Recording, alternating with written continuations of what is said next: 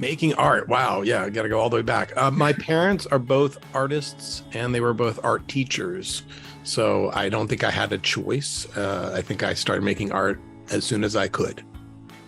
There was an art studio in our house growing up. So I was around art materials.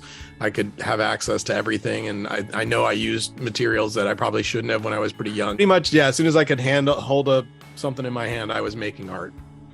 In high school, I made art just for fun, and then when I was time to go to college, I didn't really think art school was a realistic option for me because I didn't see it as a path to a job, and I guess in my head, school needed to have some practicality. So my parents were both artists, and to make a living, they both became art teachers. So like my model was like, you don't make a living as an artist. And I didn't want to be a teacher, so I thought I could go study theater design in school. So I actually went to NYU for theater design. So it was nice because it was still a BFA, so they still had art classes as part of it. So I did life drawing and learned about other basic art skills. And that was great because I got that, but I got it in context of like learning also about theater history and learning how to do costume design and all this other fun stuff. But it was in my head, at least, a more practical route because I was like, well, these are jobs you could get. Whereas artist was like, that's not a job you can get. You somehow have to just figure it out. So I started doing freelance work pretty much right out of college. I think because in college doing theater work, I was designing sets and costumes and mostly, and doing some sound design. But then I would also sometimes design like a prop book cover, or I would do like the poster for a play, and I started to like that. And so that turned into like, hey, when I got out of college, why don't I do this job of graphic design where I'm doing creative work and getting paid for it? And so it's kind of merging my interests of art and my interest of making a living. I worked for other people out of school for about 6 years, like as a marketing director for a film company, and then I became an art director for them. And then I did that for a couple years, and then that was, first job, and then I got another job that was working as a designer, and eventually became an art director for a clothing company. And after that run of 6 years, the whole time I'd been doing freelance work, and my freelance work kept building up to being more and more of my time, so that by the time I quit my second full-time job, I was basically working like all night and all weekend on these client projects, and then all week during the day on my other stuff. So it's just working nonstop. So I was like, okay, well, I've hit a point at which I'm not quite making as much money from freelance work, but I'm making enough that if I got rid of my main job, I could probably make up the difference and shift over. And so it was in 2001, I quit my job. I moved back from New York to Richmond, where I grew up, and I started my company as a full-time business rather than a freelance side business. I shifted at that point, and then I also became a teacher, oddly enough, and started working at VCU. So came full circle in that way.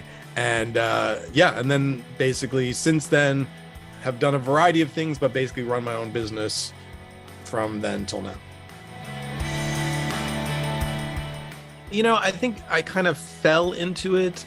When I did my Skull a Day project, I realized sometimes to get the image I needed, I had to work in perspective. And it was sort of like a fun thing to discover, like, oh, if I set my camera up like this because I want to see the front of something, but I want the image to be right, then I have to do this perspective shift. And it was like a cool discovery. And then as I started to get opportunities to do bigger things like installations in museums, one of the first opportunities came where they were like, you can do whatever you want in this gallery. And I'm like, okay, well, I'll do an installation. And I was like, oh, but to see this image, you'd have to be above it if I made a big thing, and you can't get above it because it's a one-story room. So I was like, well, then I'll do it anamorphically. I'll do it in perspective. So it was like a tool that helped me solve a problem. But then what I loved was seeing how people responded to it. It was this moment of discovery, because when you see this stuff, anamorphic stuff on social media, it looks like it's a finished 3D thing. But in person, I don't know if you've ever encountered like an anamorphic piece, but it's not obvious and it's not immediately recognizable. It's often very distorted, and even when you kind of are staying in the right place, it still kind of doesn't work, and you have to squint, close one eye, whatever. And I loved seeing how people interfaced with it, and I think that discovery helped me sort of see how interesting it was to play with how we perceive things. And so my work I think my work was already about perception and sort of, what we think about these objects in our lives. Are we controlled by the world, or can we control it? Can we, affect our environment? And so that just fit so well. And so then I think I leaned into it, seeing how people responded to it, and that, there's this delight and joy in this discovery, but also there's this opportunity to talk to people, because they would say, well, how does this happen? What's the camera doing? Or what, when, I'd say, well, it's not the camera doing it. It's actually your brain. Like, you process the world, and that, we're not really experiencing what's there. We're experiencing an interpretation of what's there. It's just so normal to be like, this is reality. And so when somebody plays with that, with illusion, with optical illusion, it helps people sort of question what they've accepted as reality, as normal. And so I think at that point you have an opportunity to teach and to transform. And so I think that's what I really like about that. I think this happens often, where I experiment, I discover things, and then learn about why those things resonate with me. Because I think a lot of art does start with just an emotional response versus a sort of a intellectual, cognitive response. I was sort of in a slow period right around this time of year, like between the holidays and right at the beginning of the year, when work is generally slow. Several years back, I decided that rather than be stressed out about not having work to do, I would make some work for myself and do a little project around song lyrics and make like artwork every day for 30 days about song lyrics. And I was doing a very specific digital art style that's not like most of the stuff you see on there.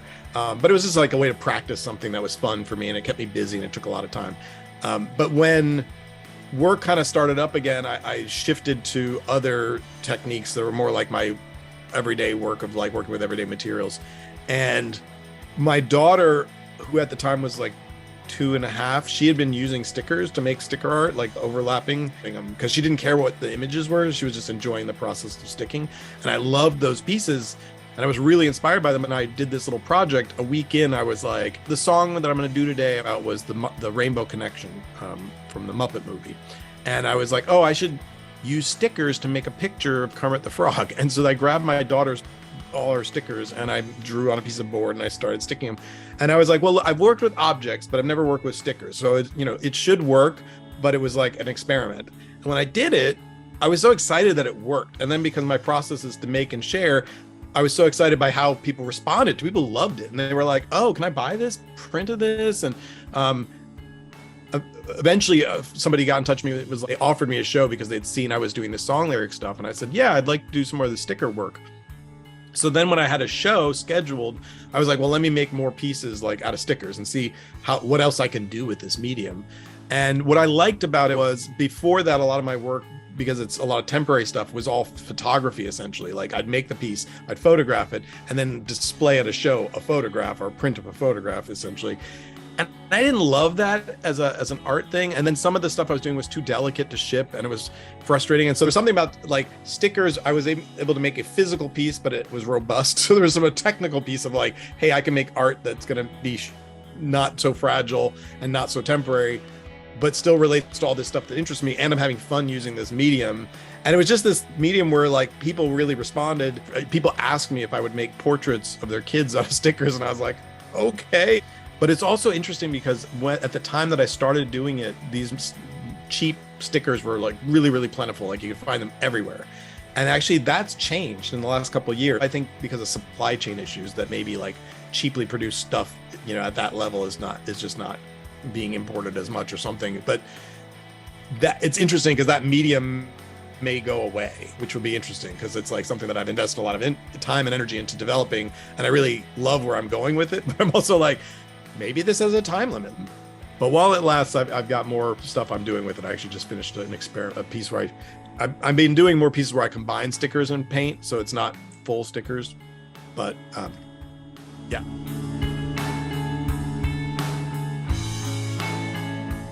the continual struggle is making a living. And so as an artist supporting my family, I can't spend all day, every day making art. I've got to like hustle. I got to find other opportunities. Commissions come in when they come in, but also in trying to sell art, working with a gallery, but also I do work as my company, we do consulting. So I travel for that, and I have, meetings for that, and just day-to-day work for that. So finding the time is my biggest struggle. It's just sort of like, because I need the time to make the work, and I also need time to think about what I'm trying to do, because I've got a bunch of different sort of big conceptual threads that I'm sort of working on. And as I make pieces, I can tend to sort of understand them better, like where am I going with this, and what's the long-term plan? Because I usually start by making something, and then I kind of go, oh, I like that, I want to make more like that. Well, what is that about? And then eventually like it coalesces around like a theme or like a title for like the series. So it'll be, okay, this called this. And a lot of the new stuff I've worked on doesn't have an overarching title yet. I'm still sort of figuring out what it is, which is, again, that's the fun part, is the sort of experimentation and play and making. But you have to split your time as an entrepreneur between making and selling, essentially, and selling in the broad sense of like whatever you do in social media marketing, or working with galleries, or finding grants, or whatever it is, like that chunk of time. And so how to balance that is really important. Each time it comes up, it sort of means something else, but I think that mortality is something that I think a lot about. And I think that is part of, I guess, my philosophy, which is sort of the Taoist concept of the balance of, that like death is not something negative. It's just, it is the counterpoint to life, that it is part of the whole. And I think that being human, we have to come to grips with that sort of temporary nature, So it's something I've always sort of been on my mind, is that sort of memento mori concept of sort of embracing death as a way to appreciate life and live life more fully with that understanding. So I think the skull, really fits in that. The anatomical stuff, but I think it serves a lot of purposes, and mostly it serves a way to talk about sort of our humanness, again, our sort of the soft, delicate, vulnerable self, the stuff that we carry around, that sometimes I think about like how little it takes, like poison, like, it's a tiny amount and it can kill you. It seems like it shouldn't. It should seem like it should take a lot, but so we're fragile, even though we seem robust. And then that also that under the skinness, which is like so much of our perception of the world is based on what do we look like and what skin color and none of that matters. I'm always open to collaboration. I love when I do collaborative work, because I make something I never would have expected I would make. I always learn something from it. I grow from it.